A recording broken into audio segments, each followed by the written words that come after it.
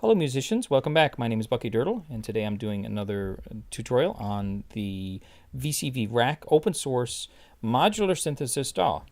And specifically today I'm doing a tutorial on the Roulette LFO by Frozen Wasteland. Now I've done other Frozen Wasteland modules, which you can check out on Utopian, and they make fantastic modules, and they make fantastic LFO or low frequency oscillator modules. So these modules give unique sounds, and sounds that are difficult, maybe impossible to reproduce with other LFOs. So it's very exciting to be reviewing or giving you a tutorial on an LFO like Roulette, because it gives us so many cool ideas and things that we can use for our music. Now before I get started, let me talk a little bit about my system that I have running here. I have the core audio interface here, which I have running. I have two inputs, left and right, from the mix, which is actually just mono from my mixer. And the mixer is the fundamentals mixer. I'm using only one channel here. And down below here, I've got a VCO, which is going to be producing our sound for us today. Very simple. The VCO is coming from a VCA, which is a voltage control amplifier. I'm using the voltage control amplifier because I want to contain the signal from the VCO, LFO, because the LFO signal, when it's just raw, it can swing from like 1 hertz to 75,000. So that is just too much, and it makes it so that it's difficult to listen to. It falls outside of our hearing range. So a VCA allows us to contain that and bring those extremes in a little closer. So that's why I'm running a VCA. I'm running Unity, which is another fundamental module. Now Unity is allowing me to connect together the X and the Y axis outputs of this LFO. I'll talk more about that a little later, but that's what it's doing for us. So let me now move up and zoom in and show you the interface of Roulette LFO by Frozen Wasteland. Now, first of all, the LFO display, they give us a lovely display that helps us visualize what the sound is, and I really appreciate that. We have some controls here. We have some inputs for control voltage. We have some toggles that we can use, and we have the outputs, as you can see. So that's the basics of it. Now, functionality. Before I get into functionality of a Roulette LFO, I will tell you that we're going to talk a lot about geometry today. Geometry, this is your geometry lesson, and the reason why is because Frozen Wasteland uses geometry to create some of these organic sounding, unique sounding LFO cycles, LFO patterns. So this is an example of that. Roulette LFO uses geometry to achieve that. So we have to talk a little bit about geometry to understand how this works. So let's move on to that. Roulette. The name Roulette LFO, comes from a type of geometrical curve. It's a roulette curve. And we see here on Wikipedia, there's a description of the roulette curve. So I'll scroll down here. You can read the description, but let me just put it in my own words. A roulette curve is when two independent curves are rotated against each other. Now there's no sliding. It rotates cleanly against each other. The roulette curve, the new curve, is created by identifying a single drawing point. And then that drawing point is in relation to one of the curves, and we can see it's in relation to the green curve in our little animation here. That single point is stationary with respect to the curve that it's connected to, but it draws a new curve as the two curves rotate against each other. So you can see here, this is what we see here on this roulette curve animation is a very, very simple roulette curve, but it is, in fact, a roulette curve. Okay, two curves rotating against one another. Okay, that's interesting, but we can have another type of roulette curve that's not just to open curves, it's circles. we see here. Now this looks like a spirograph. If you remember, spirograph is like the toy / art tool for creating hypotrochoids. Now a hypotrochoid is what we see here when we have a large circle with a smaller circle inside. The smaller circle has a point that's stationary with respect to the inner circle. But as the inner circle is rotated, that drawing point will draw a new curve, a new roulette curve. And that's what we see here. And again, this is like spirograph. Now, this is a hypotrochoid. There's a large circle with a small circle inside. There's another type of roulette curve that we need to talk about that's important for what we're going to talk about today, and that's an epitrochoid. That's this guy here. And again, this is Wikipedia. An epitrochoid is when the small circle is on the outside. Large circle is on the inside, not moving, stationary. The small circle is on the outside, and it's rotating around the larger circle. And again, there is a drawing dot, a dot that stays stationary with respect to the small circle. And that, depending on where that dot is placed, with respect to the small circle, is going to make a different pattern. And for those of you that ever used spirograph, you know that depending on what hole you put your pin in, it's going to create a completely different pattern, a different roulette curve. So now that you know about that, and let's quickly recap. Roulette curve is when the new line that's drawn when there's a rotation of two independent curves. It's the new line. The new line is drawn from a point that is stationary with respect to one of the curves.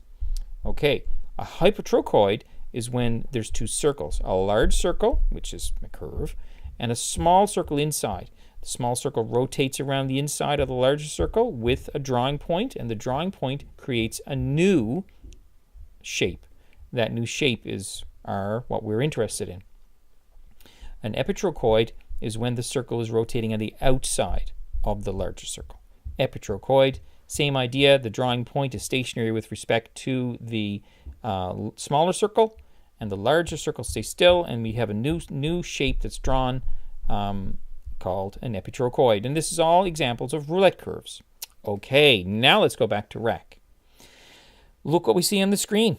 Look at that. There's a pattern being made there. And you know what? That pattern is the result of two circles, a big circle and a small circle. In this case here, we have our toggle right here, which I haven't told you about yet, but our toggle is switched to inside, which means it's a hypotrochoid. If we switch to the outside, that is an epitrochoid. Okay, but we're going to go inside for now. Okay, so now let's talk a little bit about the interface, how this actually works. This is, now that you've seen hypotrochoids and you've seen epitrochoids, this is all going to make a lot of sense because we have a big R, a small r. The big R is the big circle. So we can make it smaller by going this way, and we can make it bigger by going that way, clockwise. So, and that will give us different results. And you can see up on the screen there the different results. And I'm not having any sound on yet, but I will in a second. And our small r is the size of the smaller circle. I can make it larger, which gives us this result. I can make it smaller, which gives us this result. I can make our big R really, really big, and our small r really, really small. And you can see the small r has to do a lot of rotations to make its way all around the inside of that the big R circle. Okay, so that is that. And of course, if we switch to outside, we're going to get a different shape because it's a different geometrical function. So we're going to get a different shape.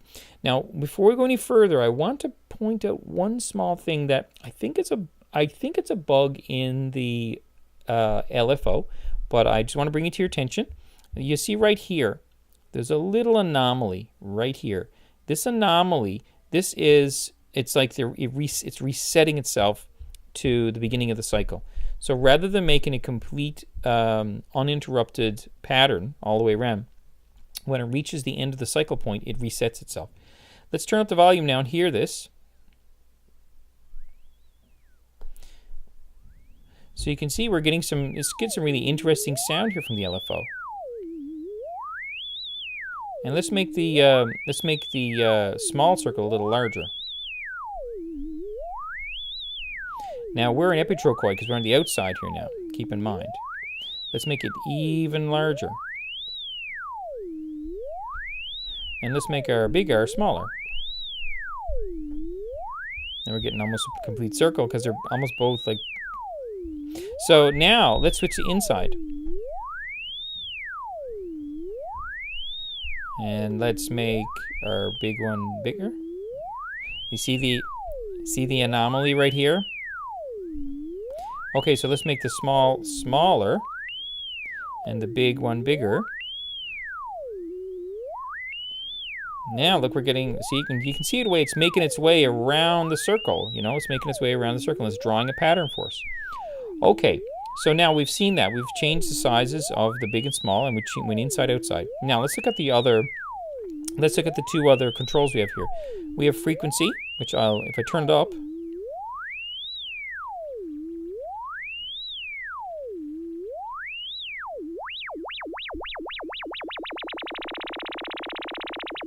and that's self-explanatory. It's how quickly it goes through the cycle. Okay? Okay, now I'm going to turn this down a little because I'm going to explain distance to you. Now distance, oops, sorry about that. Distance is the distance, the drawing point is from the center of the small circle. Okay, let's say that again. The distance is the distance of the drawing point from the center of the small circle. Now, it doesn't allow us to put a dead center, but it's a little bit off center. Now, let's go back to our Wikipedia drawings, and you can see here, in this example, it's a little bit off of the, from the center, and you can see the results it gets. If we go back to our hypertrochoid, you can see the way they did it. It's way off from the center, so it gives us a big sweep. You know, so depending on, again, this is back to our spirograph example. Depending on where you place your pen in the holes on the spirograph, you'll get different results. So that is what our distance does for us. Let's turn up the volume and do a little playing with our distance.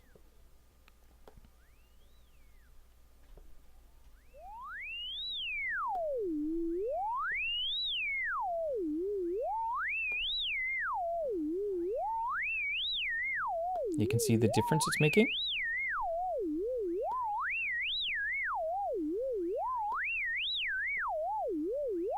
It's getting pretty wild now because we're moving far off. So you can see we can make some pretty amazing patterns and things with this. And from an LFO standpoint, it's big sweeps all around. Okay. So now let's look at another thing and turn this down for a second. We have here we have our two toggle switches. First one we already talked about. Second one we have D, which is distance. Distance equals small r.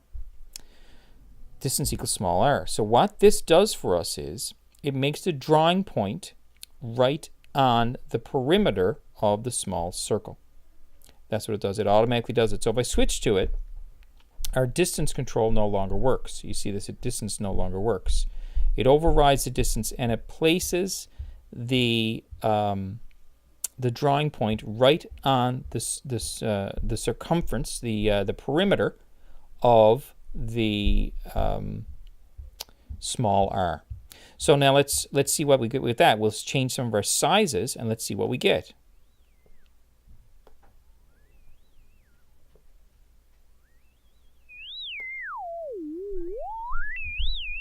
And you can see here we have a big circle and a tiny little small circle. So the small circle has to rotate around many times in order to make it around the outside, the perimeter of the large circle. Now let's try the outside. Let's make this into epitrochoid. See, it gives you a different sort of shape, a different sort of sound too. Let's make it even bigger. Now let's now turn it down a little bit and see what happens. Now you can see the difference. It gives us a different shape. Looks like a cloud. And we change it again. Yeah, and then if we go to our inside into a hypertrochoid, another very, very interesting shape. It's a shape that the sound I'm hearing is something that could be very useful. And yeah, our little anomalies here, but in some of these shapes, the anomaly can be avoided, you know, because we line it up in a way that when it hits the repeat of the cycle, it's on track. You can hardly notice it or not notice it at all. It's just something to think about there. Okay, so that's the basis of this. As I mentioned at the beginning, it definitely relies on geometry to create these great sounds. And let's just review really quickly here. This is based on the roulette curve, okay? And the roulette curve, of course, inside, outside. We have a large circle on the outside, a small circle on the inside. The rotating of the small circle around the inside of the large circle with a stationary drawing point allows us to create some really interesting patterns. And of course, it's a hypertrochoid. An epitrochoid is the same sort of idea, but it's on the outside. And if we go back to our oscillator, we have a big R, which is the big circle, okay? And the small r is the small circle. The frequency is the speed it goes through the cycle. So if we turn our frequency down, it's moving very slowly through the cycle, very, very, very slowly through the cycle. And turn our frequency up, of course, it makes us move faster through the cycle. Distance is the distance of the, I gotta turn this off. Distance is the distance from the center point of the small circle. The drawing point, the position of the drawing point, the distance of the drawing point from the center of the small circle. And of course, we can't get dead center, but we can get pretty close. Now, and then down here we have our switch, which switches to D equals R. That means the drawing point is on the perimeter of the small circle. And outside, inside, outside, epitrochoid, inside, hypertrochoid. Okay, now, let's talk now a little bit about our outputs. We have an X output and a Y output. And what does that mean? Well, an X output is I'm going to turn my volume up again a little bit. X output is the X-axis up here, and the Y output is the Y-axis. If I've got Y disconnected now, we're only hearing the X. If I collect the Y in this, now we're only hearing the Y. So you can use both. You can use each independently. I have it done so we can hear both, and our unity takes both inputs, averages or sums them. This is an average. This is a sum. I don't want to get into this today much because this is not about unity. It's about roulette. So, but this just outputs it to our VCA and goes off to our mixer. So the X and the Y gives us two separate outputs that we can use so we can get more customization. We can do things we need to do.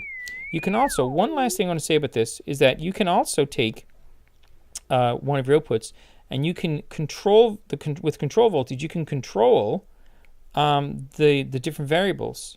So I can control the variables here with my X. So now if I listen to it, you see it's doing some really funky things now because now the X is the big R. And I can do this. Now the X is the small r. And that gets pretty crazy. Look at that. So we're getting some chaos going on there. And the distance, the X can control the distance, and the X can control the frequency. You can see that. Okay, so that's the idea.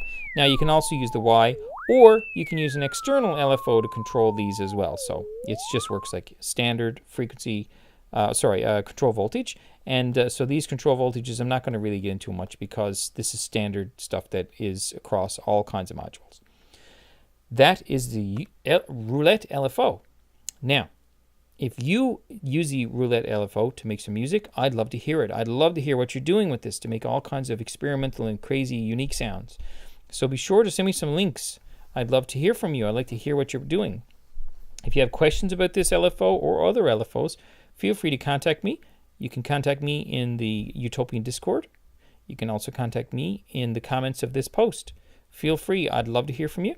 You can let me know if you have any suggestions for future tutorials, or if you have any thoughts or comments or concerns or ideas about this tutorial. Feel free to let me know. Thank you very, very much for watching. I really appreciate your time and I really appreciate your attention. And I hope to see you again for the next tutorial.